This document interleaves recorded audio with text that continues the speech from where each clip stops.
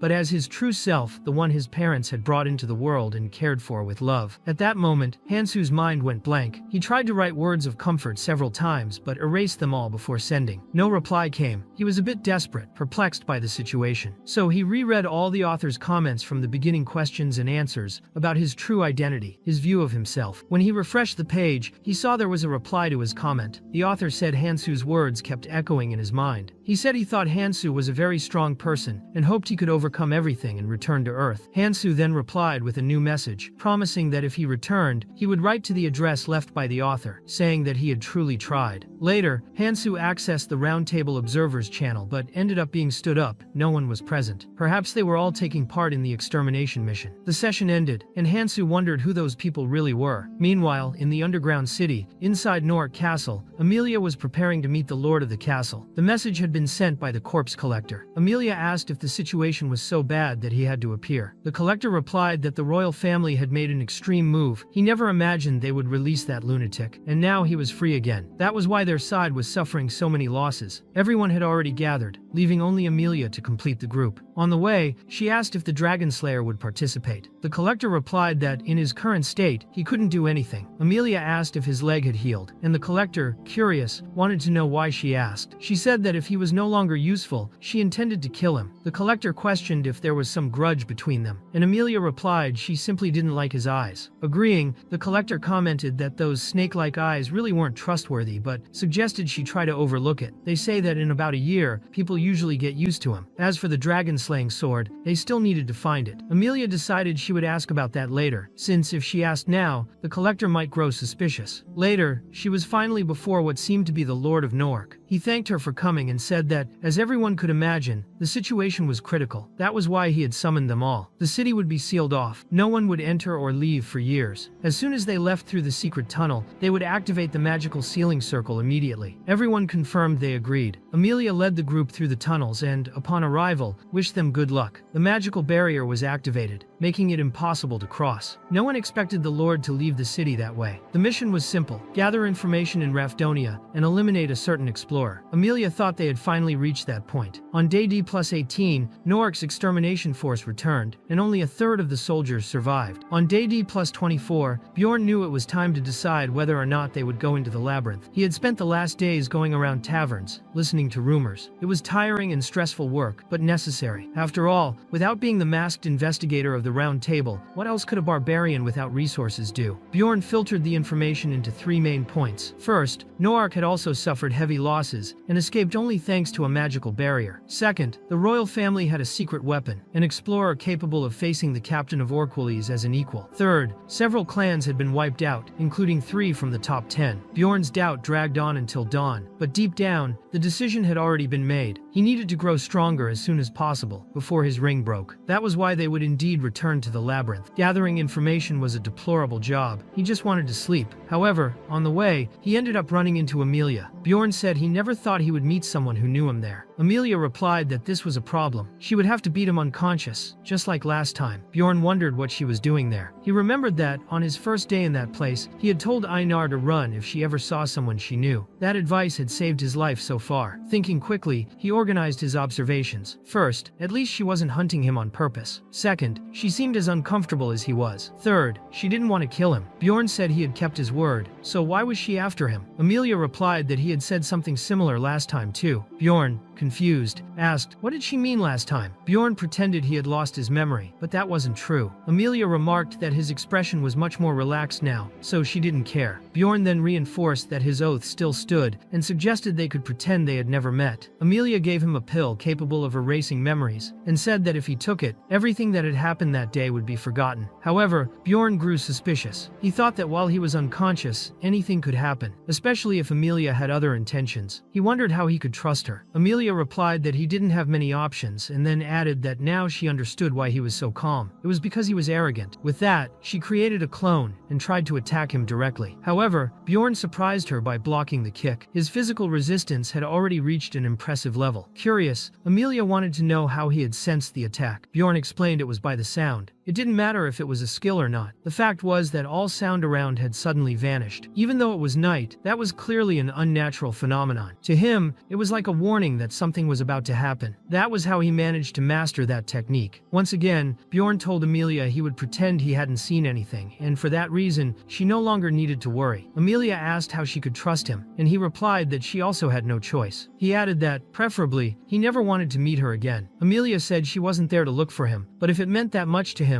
she promised she wouldn't pursue him. Time passed until the long-awaited D-Day. As Bjorn feared, very few people had gathered. Because of that, everyone present received explorer identification plaques. Those without a plaque would become easy targets, since killing someone without one carried no punishment. It was a measure to keep Nork's residents under control, but if anyone lost their plaque, they would be in serious trouble. Alua remarked that at least this confirmed the rumor about a portal to the underground city being true. A few minutes later, about 5, the portal did indeed open. The army was the first to cross, followed by the explorers waiting in line. The flow was slow, and the portal was already beginning to close. Bjorn found this advantageous. It was the perfect chance to exploit a flaw in the system. When the guards began blocking explorers, Bjorn saw his opportunity. Using gigantification, he grabbed all his companions in his arms and leapt into the portal, trampling the guards in the process. The 2 girls were terrified. Abman, on the other hand, seemed to be having fun, while Einar commented that this was the Bjorn she knew. She was excited to move forward. Bjorn's fame grew after that, and the group entered the Crystal Cavern. He noted that in the worst-case scenario, they would only pay a fine. Everything had been done for the team's sake. Abman thought the place was odd, as they had already entered the dark zone right from the start. Bjorn, feigning ignorance, said the monolith was just ahead. He pretended to be surprised upon seeing the portal, and suggested it might just be coincidence. Misha tried to say something, but Bjorn told her to stay quiet. Einar also knew the truth, but said nothing. Abman asked if it was the result of an anomaly, but Alua replied it wasn't that simple. If it were, such incidents would happen all the time. She explained that the phenomenon of dimensional instability only became known 130 years ago, when cases began occurring much more frequently. Bjorn wanted to know what had caused such an anomaly, and Alua said maybe it was time to fix it again. They agreed to keep everything secret. Misha and Einar were already aware and kept the secret too. Alua asked if she could open the portal, and that was exactly what she did. For her, it was a strange feeling. Bjorn realized she might have been sensing something more, because of her sensitivity to the flow of mana. As a barbarian, he had no talent for magic, so he could never feel the same. Even so, he managed to notice a change. At that moment, he gained 2 experience points for opening the portal for the first time. With that, they advanced straight to the second floor, but soon decided to descend again. The beast's lair had many dangerous forks. Even Rottmiller suggested they leave that place alone. 3 hours later, they encountered a group of knights conducting an inspection. One of the knights warned about plaque thieves and said it was impossible to know if any plaques had been stolen. Bjorn asked why they weren't suspicious of them. The knight introduced himself as a member of Count Ferdihild's house, and explained that the fugitive from the previous duel was a disciple he had personally trained. After that, the patrol departed. Alua commented that being famous had its advantages. Bjorn replied that, either way, the group needed to pick up the pace. Einar offered to carry Alua on her back, and asked why it had to be her. Alua said it seemed strange. Einar declared that she would obey any order from Bjorn, but acting as a mount was going too far. Alua countered that if he wanted to carry her for being slow, it made more sense for him to do it himself. Misha also grew irritated and questioned the situation. Abman, observing, realized a female rivalry was about to begin, and found it amusing. To end the conflict, Bjorn decided to carry Einar's backpack. Even so, Alua climbed onto her back. On the 7th day of exploration, at 8 in the evening, they reached the 27th floor of the Sky Tower and decided to rest, since they would have to wait 4 hours anyway. Alua remarked that this time, not even her detection magic had found anything. Bjorn decided to take the opportunity to eat and sleep. As always, Misha cooked. Everyone loved the food, and the group feasted. Alua commented that human generosity appeared when least expected. She never imagined Bjorn would have brought so many ingredients. Bjorn explained that in subdimensional space, food doesn't spoil. That's why he thought it best to store everything just in case. Later, Abman asked who would keep watch overnight. Bjorn said he didn't think it was necessary. Alua agreed. Throughout the journey, she had used her detection magic and never found any threat. That night, everyone prepared to sleep. However, about 15 minutes before midnight, something strange happened. Everyone felt a presence moving nearby. Bjorn immediately realized what it was. A rift had opened on the 4th floor. He explained mentally to himself that the 2 most notable traits of a rift are the drastic increase in essence drop rates and the appearance of a guardian monster that grants special rewards. That was why he knew they had to go there. The portal would open soon, and they had to prepare quickly. Abman pointed toward the rift and commented that it didn't seem too far. He expressed concern, hoping it wasn't the Rift of Illusions. Alua, however, replied that she preferred it to be that one. She had heard that with a strong enough willpower, the effects of the illusions became almost negligible. Meanwhile, Bjorn reflected that this would be the first time Misha and Einar faced such a challenge. That made him curious. He wanted to see how they would perform. A rational and cunning mage, and a fearless and impulsive barbarian. If they resisted well, perhaps his case wasn't as unique as he imagined. They chose to pass through the stairs of perseverance, and, as suspected, it truly was the Rift of Illusions. As soon as they entered, Bjorn began reliving memories from the past, especially his childhood. They were painful memories, even worse than any hospital treatment he had endured. Despite the pain, he decided not to be shaken. He would let those words go in one ear and out the other. He was already an adult and had gone through worse. To him, life was like that. Things simply happened, and there weren't always culprits. Sometimes it was someone's fault, other times, no one's. In the end, what remained was to accept and move on. It was then that a new illusion appeared. Lior stood before him, but Bjorn was unfazed. He simply walked past him and remarked to himself that those lines sounded like something straight out of a movie. Because of that, he overcame the illusion test quickly. Abman and Einar weren't affected either. Alua and Misha, however, came out visibly shaken, almost traumatized. With the end of the illusions, Bjorn announced that everyone could rest for a while. Soon after, they found the true rift of the 4th floor. The group was now in the doppelganger forest. more precisely in the Cave of Shadows. Bjorn realized this confirmed they weren't in the Golden Ruins, since on this floor there were two types of rifts: the ruins, known for pouring out money everywhere, and the forest, home of shadowy copies. Alua explained that the portal hadn't closed yet because the total number of participants hadn't been reached. Inside the fourth floor rift, up to 3 teams could enter. Each one started locked in a different dungeon to prevent direct confrontations at the beginning. They were stuck for now, but would be freed at the right moment. Bjorn decided that, if problems arose later, he could step in by revealing what he knew. However, if he acted as he had done before, with the so-called failures, Alua and Abman would eventually notice the same thing Rottmiller had, that he was not an ordinary person. Alua gave a summary for everyone, and after that, the group rested. She commented that they were incredibly lucky. On their first expedition, they had found a mirror, and now, on the second, a rift. She said it seemed like she was the one responsible for all that luck. Bjorn, without paying much attention, just nodded vaguely and ironically. On the 8th day, at 7:11 inches the morning, the rift gates opened. The first zone of the doppelganger forest